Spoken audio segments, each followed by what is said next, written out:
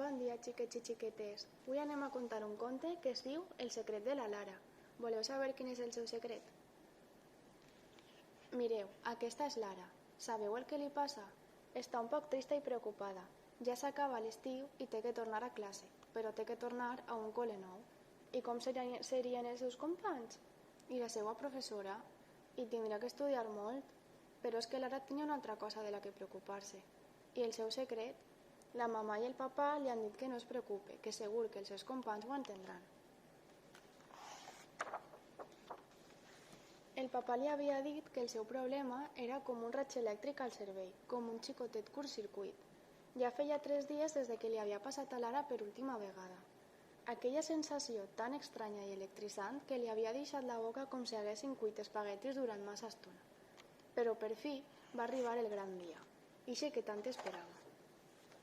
El primer dia de classe, però sabeu què? Que va eixir de meravella. Lara va fer molts amics, els companys eren molt amables i la seva professora era molt bona. Però és que encara no sabien el seu secret. Què passaria després? Bueno, no n'hi havia de què preocupar-se, tot anava bé, veritat? Però un matí, de sobte, aquella espurna d'electricitat va aparèixer i Lara va caure desplomada a terra. La seva professora es va acostar correguents a posar-la de costat.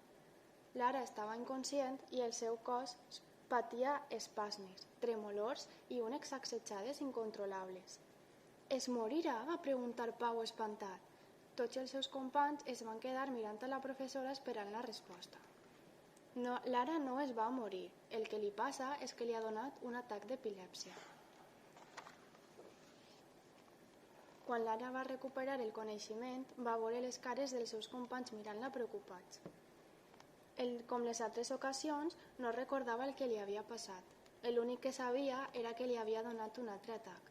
La seva professora va tocar als seus pares. Lara, després d'això, es sentia molt cansada i desconcertada. El dia següent, Lara va tornar a classe, però estava molt trista. Els seus companys ja sabien el seu secret. I si ara ja no volien ser els seus amics? I si ja no volien tornar a jugar en ella? Lara va entrar a classe i la seva professora li va dir: «Passa, Lara, saps què? Mentre tu no estaves, hem estat parlant d'Alexandre el Gran, de Juli Cèsar, de Napoleó, dels filòsofs Sòcrates i Plató, de l'inventor Alfred Nobel, del pintor Vincent van Gogh i d'escriptors com Dostoievski i Molière. Tots han passat a la història i tots eren tan especials com tu». Lara es va alegrar moltíssim. Va mirar als seus companys i per fi es va donar compte que no anaven a deixar de ser els seus amics.